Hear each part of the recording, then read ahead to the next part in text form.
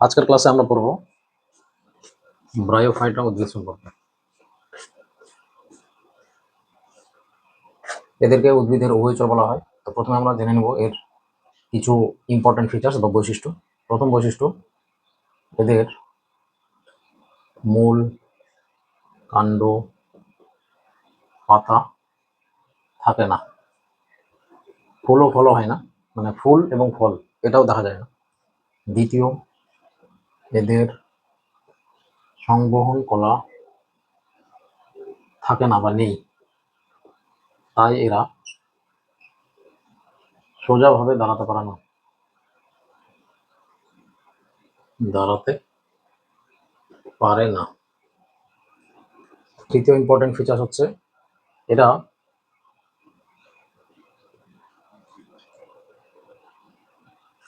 সাধারণত কি হয়, এদের নিষেকের সময় জল আবশ্যক, বা এদের উদ্ভিদের উভচর বলে। এটা দিয়ে এমসিকিউ কোশ্চেন আছে। 4 নম্বর, এদের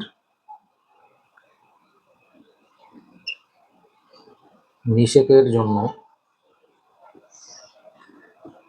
জল আবশ্যক, জল ছাড়া নিষেক সম্পন্ন হবে না। 5 নম্বর, এরা শুষ্ক স্থানে জন্মাতে পারে না, যেহেতু জলটা লাগবেই সেই জন্য ভিজে এবং স্যাঁতসেঁতে জায়গায় জন্মাতে পারে না। 6 নম্বর যদি ইম্পর্টেন্ট ফিচার দেখি, এদের ভ্রূণ সরল ও ক্ষুদ্র হয়। 7 নম্বর যদি বলি, এদের শুক্রাণু দ্বিফ্লাজেলা যুক্ত হয়, দ্বিফ্লাজেলা যুক্ত হয়। 8 নম্বর যদি ইম্পর্টেন্ট ফিচার্স বলি, তাহলে এদের এই যে স্পোরোফাইট, এদের স্পোরোফাইট পদ, সিটা ও ক্যাপসুল দ্বারা গঠিত, ক্যাপসুল দ্বারা গঠিত। 9 নম্বর যদি বলি, এদের ক্যাপসুল থেকে স্পোর উৎপন্ন হয়। 10 নম্বর যদি বলি, এদের জীবনকাল স্বল্প। ঠিক একই রকম ভাবে আরো আমরা বৈশিষ্ট্যগুলো দেখবো, যেগুলো ইম্পর্টেন্ট ক্যারেক্টার সেগুলো দেখছি। উপরেগুলো মিটিয়ে দিলাম।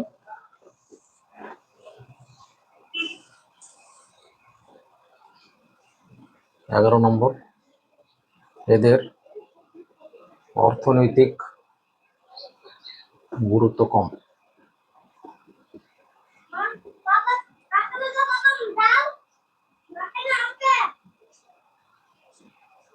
এদের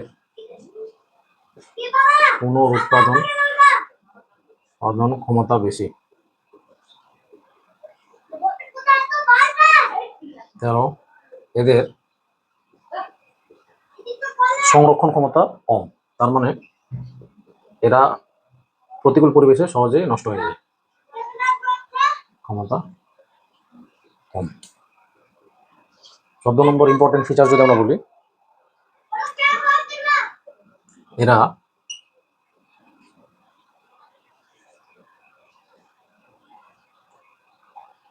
এদের হ্যাপ্লয়েড দশা দেখা যায়,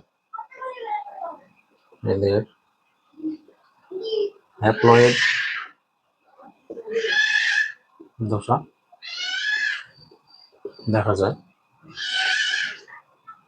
15 নম্বর ইম্পর্টেন্ট ফিচার যদি দেখা যায়, 15 নম্বর বৈশিষ্ট্য হচ্ছে এদের রাইজয়েড, মূলের পরিবর্তে যে সূক্ষ্ম সূক্ষ্ম চুলের মতো অংশ থাকে সেগুলোকে রাইজয়েড বলে। এদের রাইজয়েড এককোষী হয় প্রধানত, তাছাড়া বহুকোষীয় দেখা যায়, এককোষী বহুকোষী হয়, কোষীয় হয়। আচ্ছা, এরা বেশিরভাগই সমরেণু পশু, বেশিরভাগই সমরেণু পশু, মানে একই ধরনের রেণু উৎপন্ন করে যে সকল উদ্ভিদরা, তাদের বলা হয় সমরেণু পশু। 17 নম্বর, বিবর্তনে এরা প্রথমে এসছে কার তুলনায়? টেরিডোফাইটার তুলনায়। এরা পাথর বা কাঠের উপর, কাঠের গুঁড়ির উপর বা কাঠের উপর চাদরের মতো আস্তরণ সৃষ্টি করে, আস্তরণ সৃষ্টি করে। 18 নম্বর গেল। 19 নম্বর যদি বলি,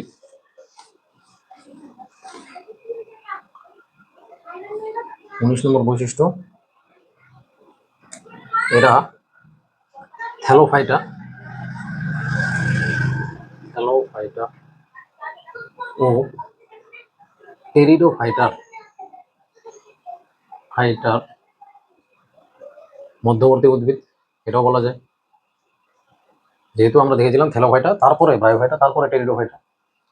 20 নম্বর উদাহরণ, এদের 3টা শ্রেণীবিভাগ রয়েছে, আমরা ওর শ্রেণীবিভাগের ক্ষেত্রে সেটা দেখব। উদাহরণ কি? রিক্সিয়া, মার্কেনসিয়া, স্ফ্যাগনাম আর ফিউনারিয়া। আশা করি এই যে 20টা আমরা বৈশিষ্ট্য লিখলাম, এগুলো হচ্ছে ব্রায়োফাইটার প্রধান চারিত্রিক বৈশিষ্ট্য, আর আমাদের যতগুলো মনে রাখবে তত ভালো। এবার আমরা ব্রায়োফাইটার কিছু শ্রেণীবিভাগ আছে সেটা দেখব এবং এর গুরুত্ব দেখব, তাহলেই এই পার্টটা আমাদের শেষ হয়ে যাবে। তাহলে শ্রেণীবিভাগ যদি করা হয়, এর 3টা শ্রেণীবিভাগ আছে প্রধানত। একটাকে বলা হচ্ছে হেপাটিকপসিডা, হেপাটিকপসিডা, বা এটা আরেকটা নাম হচ্ছে লিভার ওয়ার্ট, মানে অনেকটা যকৃৎ বা লিভারের মতো দেখতে উদ্ভিদটা। উদাহরণ মার্কেনসিয়া। আচ্ছা, দ্বিতীয় যে ভাগটা আছে সেটার নাম কি? অ্যান্থোসেরোটপসিডা,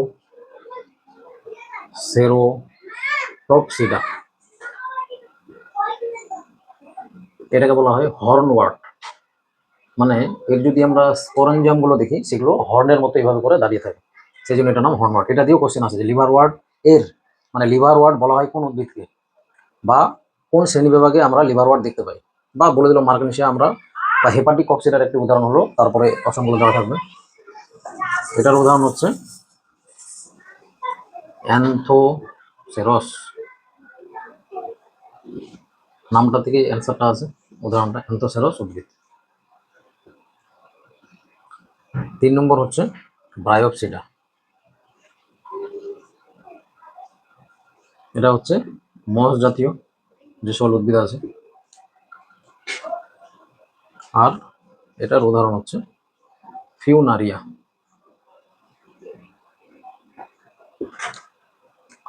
তাহলে এই হলো 3টা শ্রেণীবিভাগ। এটা আমরা দেখলাম, এদের কিছু বৈশিষ্ট্য আছে। যাই হোক, তো মেন যেটা দিয়ে আমরা মনে রাখবো, এখানে অ্যান্থোসেরস নামটা দিয়ে এই যে এখানে এদের শ্রেণীবিভাগটা করা হয়েছে, আর মস জাতীয় উদ্ভিদ। তারপরে আমরা দেখবো এর গুরুত্ব।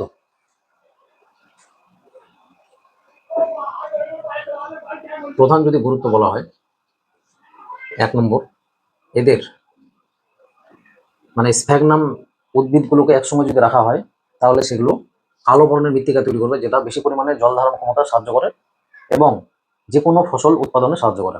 তাহলে কি লিখবো? পিট মৃত্তিকা তৈরি করতে সাহায্য করে কে? স্ফ্যাগনাম বা ব্রায়োফাইটা বা মস জাতীয় উদ্ভিদরা। দ্বিতীয়, এদের যেহেতু জল শোষণ ক্ষমতা আছে, সেই জন্য এরা মানে মৃত্তিকা ধরে রাখতে সাহায্য করে। তাহলে কৃষিকাজে ব্যবহার করা হয়, মাটির ধস কমানোর জন্য কৃষিকাজে ব্যবহৃত হয়, হয় জল ধারণের জন্য, যেহেতু জল ধারণ ক্ষমতা এদের আছে, জল ধারণ এর জন্য। আচ্ছা, তৃতীয় বৈশিষ্ট্য, এই ব্রায়োফাইটাকে তুলা হিসাবে বা তুলার বিকল্প হিসেবে ব্যবহার করা হয়। তুলার বিকল্প হিসাবে ব্যবহার করা হয়। চতুর্থ যদি বৈশিষ্ট্য বলা হয়, এরা বায়ু দূষক এর নির্দেশক হিসাবে কাজ করে। মানে বায়ু দূষণ এর নির্দেশক কতটা দূষিত হয়েছে সেটা আমরা লাইকেন নাম জানি, মস এবং ছত্রাকের সমন্বয়কে বলা হয়। লাইকেনের উপস্থিতি মানে সেখানকার পরিবেশটা দূষণমুক্ত, এটা বোঝায়, সেই জন্য বলা হচ্ছে ইন্ডিকেটর। তাহলে বায়ু দূষণ এর নির্দেশক হিসাবে ব্যবহৃত হয়। তাছাড়াও জীবাণুনাশক হিসাবে ব্যবহৃত হয়। তাহলে 5 নম্বরটা দেখলাম জীবাণুনাশক হিসেবে ব্যবহৃত হয়। 6 নম্বর মোস্ট ইম্পর্টেন্ট যদি ফিচার বলা হয়, স্ফ্যাগনল নামক এক প্রকারের ওষুধ পাওয়া যায়, যা কি নামটা বলা হচ্ছে, স্ফ্যাগনল, যা চর্মরোগে ব্যবহৃত হয়। তাহলে এতগুলো আমরা এর কাছ থেকে উপকার পাচ্ছি। আশা করি গুরুত্বগুলো বোঝা গেছে, আরও অনেক গুরুত্ব হবে। আজকে আমরা ব্রায়োফাইটার বিভিন্ন বৈশিষ্ট্য পড়লাম, তার শ্রেণীবিভাগ পড়লাম এবং গুরুত্ব পড়লাম। আশা করি বোঝা গেছে। আজকের ক্লাসটা এতটুকু।